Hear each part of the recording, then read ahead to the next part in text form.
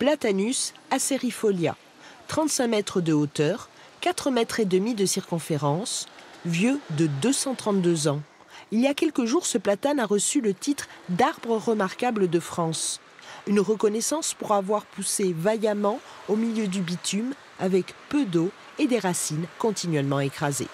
C'est son âge d'abord, c'est son architecture qui est originale puisqu'il y a une voûte en haut, si vous voulez, il y a comme un chapeau. Il est remarquable aussi parce que s'il était dans un milieu plus favorable, certainement qu'il ferait le double. Il s'est battu pour vivre et pour devenir aussi beau, quoi. Ce platane est le plus vieux de Toulouse, mais il n'est pas le seul à être exceptionnel. Ses congénères des allées de Barcelone sont classés eux aussi comme ensemble arboré remarquable. Cette glycine aussi a été labellisée. Un seul pied au départ qui s'est marcoté. Elle est plus que centenaire et prospère dans les serres municipales. Et puis au cœur du quartier de Limérac, un alignement de vieux mûriers. Leur forme étrange est une mémoire.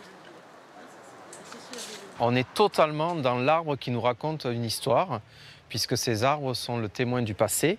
On estime qu'ils ont peut-être, entre guillemets, 150 ans environ, et ils sont le témoin de l'élevage des vers à soie, qui était très répandu dans les régions du sud-ouest. Il a existé de nombreuses magnaneries dans le Lauragais ou ici dans les maisons de maîtres et les châteaux de la région. Aujourd'hui, ces troncs et ces ramures sont des refuges pour la biodiversité, un argument que martèle l'association.